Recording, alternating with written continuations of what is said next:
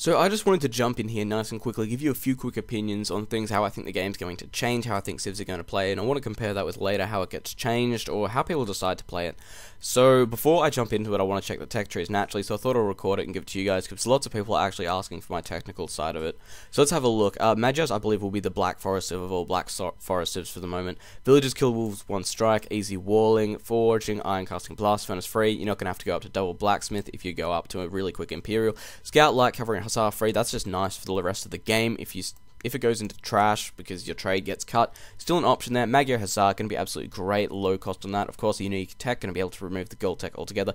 Recurve bow, cavalry archers +1 range. Talk about a raiding just phenomenon. That's going to be amazing in Arabia, games like that. And mercenaries, of course, less. Foot archers +2 line of sight as well for the team. Going to be awesome. Now, I believe they are the only civ to get the paladin and the arbalest at the same time, apart from Byzantines, but they missed bloodlines and blast furnace, so that's really going to hurt. They do get up to heavy cavalry archer, so honestly these guys are like the civ that has everything. They're like the Byzantines, but a little bit more specialized in a way.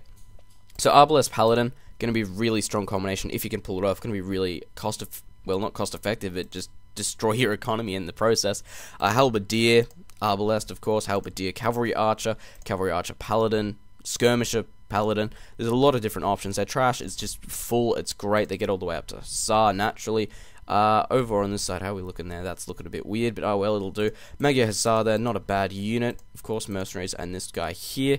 Siege, not the worst in the world, a little bit lacking, but not the best. But you got to remember, you can cut with onagers now, so not the biggest deal in the world.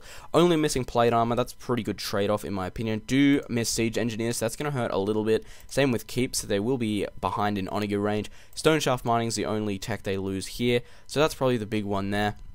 And the thing is as well with this civ on like Arabia, hunting dogs is going to allow for such a faster feudal time in my opinion. It'll get us down to about 20 pop in my opinion, just because you'll be able to eat those boars quickly, then transfer straight onto wood, so you won't need quite so many. Combine that with the scout cavalry low cost, this is going to be the scout rushing civ. That's a natural thing, but I think personally we might get down to 17, 18 pop scouts. And if that happens and your opponent, because let's say if you lose like, if we take like 4 villages off that, that's like 2 minutes worth of timing, so you can get like an 8-30 minute advance into a scout rush. Your opponent, if he's going for a 22 pop, not going to be able to have spears out for another 2 minutes unless he upgrades really quickly, in which case he'll kind of screw his eco over, and it's going to be a really interesting one to see, because they will have nothing to defend from except palisade walls, and they'll just be trying to defend with villagers. So that's what I want to see there, and that's probably how I'm going to play it for a little while. Who else have we got that we want to check? Indians, of course. Villagers staggered at 10% per age, cost less. Fishermen work 25% faster, carry +25. Could be handy on Arabia, depending on your puddles. +1 armor on both sides. And elephant archer and Imperial Camel.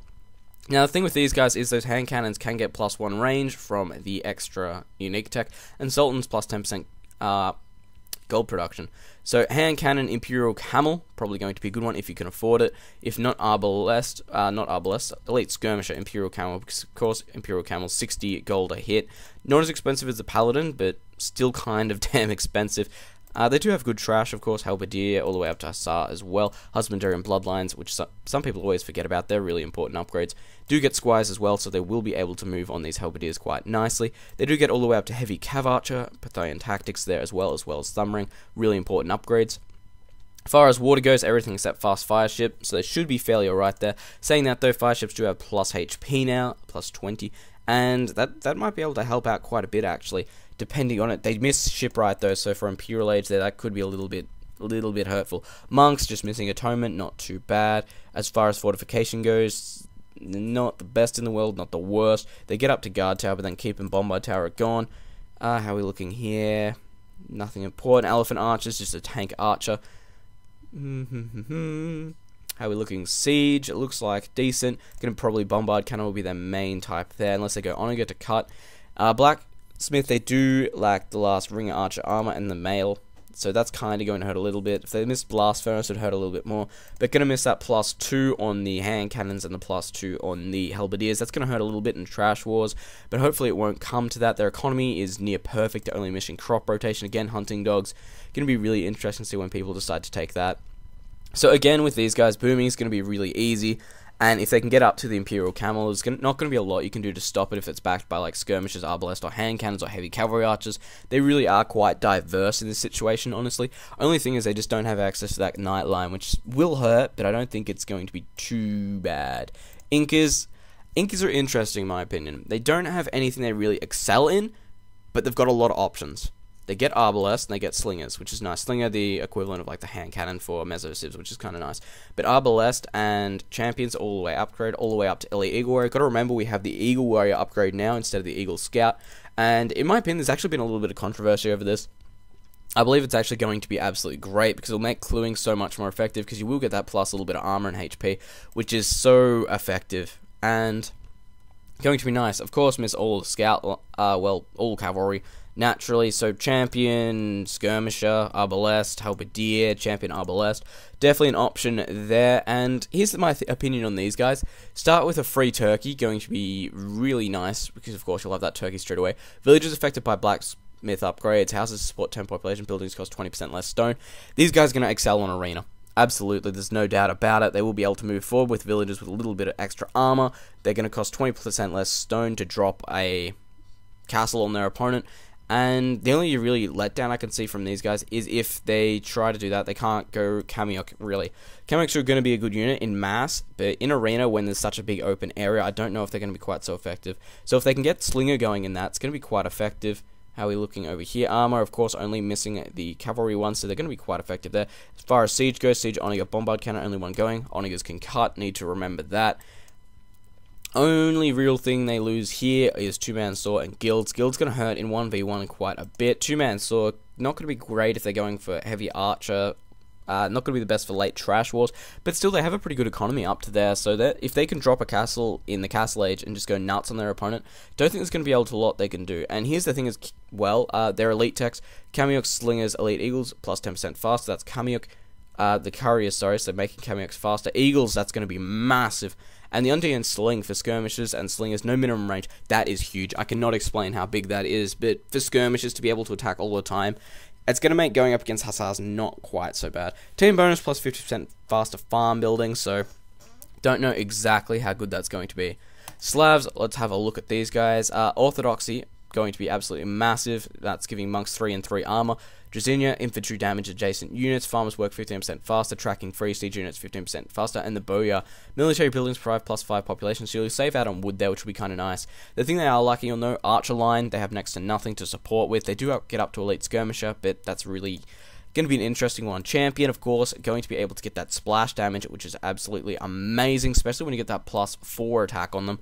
So champion, elite skirm could be an option. Halberdier, skirm. The thing is that they just don't have much range unit. I think personally they're going to be relying on the siege onager for that, which they do have, and it's going to be cheaper, which is going to be epic. So I'm thinking personally Halberdier, siege onager, champion will be pretty good, but siege onager, Halberdier, Boya is going to be the way to go. I can't see that really being hard to beat. Anyway, a monastery over here, everything except heresy. Monk's going to be so much stronger. These guys are going to be so good in the arena as well. If you want to go monk singers, though, we'll have to get the castle up to be able to get that extra damage reduction, which is going to be a bit of an issue, but I don't think it'll be too bad. With these guys, really farms working faster. Could see a good scout rush off them. Apart from that, I don't think there's anything ridiculous we'll see. Except arena, they're going to play so well. They get pretty much full blacksmith apart from plate mail. Only issue I can see with that is being able to get that extra effect of the elite tech. Going to be able to need to close in. How are we looking here? Guilds, stone shaft mining. Only ones they lose. Quite strong economy there. Going to be able to stand up in a trash war fairly well. And have I just done all the new civs? I think, have I done Italians? I don't think I have yet. Anyway, let's have a look. Arbalest, hand cannon, going to be strong in the archery department. Do get thumb ring, which is good, so if they want to go archer crossbow, definitely an option. Even cavalry archer is an option, they just won't be able to upgrade them, which could be a little bit of a bad thing to do. Halberdier, not there. Champion, there. Condottiero, going to be absolutely amazing. Pretty much really cut short on the cavalry line. They're going to have a bit of trouble standing up here. So no hussar, no paladin, no camels. They do get bloodline, so knights in castle is a thing. Advancing to next age costs 10% less, so we could see a really fast advance there if they want to. Dog text costs 50% less, plus 2 line of sight to fishing ships, and gunpowder units cost 15% less. That's going to be huge in Imperial Age. Could do an Imperial Age rush if they want to. Fishing ships plus 2 line of sight, going to be able to find fish. Dock techs costing less, going to be absolutely amazing for naval. And advances to the next age costing less. We could see less villages and a quicker up, so that could be interesting to see. Genoese crossbowmen and Condottiero, going to be absolutely amazing. Turk's worst enemy is going to be there. That Condottiero is going to be able to do a lot of damage. Against, well, when you're fighting against Italians or Turks or Indians, anyone like that, they're going to have a bit of issue with that. Crossbowman plus 1 armor, plus 1 pierce is an elite. Well, it's a unique tech. And Silk Road, trade units cost 50% less. That's going to be nice if you get trade up late. However, if you're going for a really early trade, that's going to hurt a little bit to try and get up. So it's not going to be the biggest bonus in the world.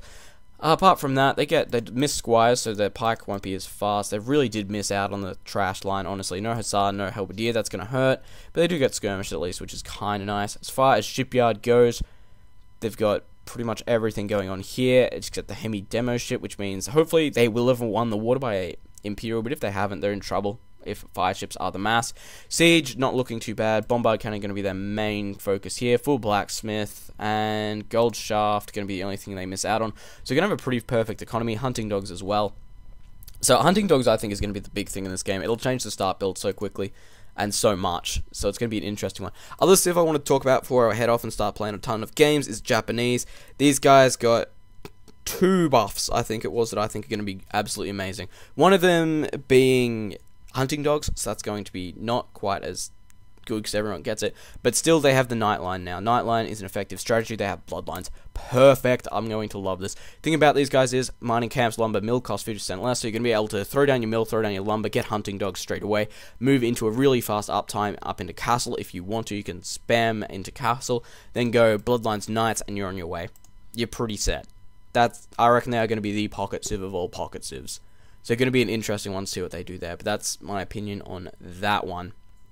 So, anyway, I will leave you with that. Going to be interesting to see how this plays out. I'm going to go play a bunch of games. So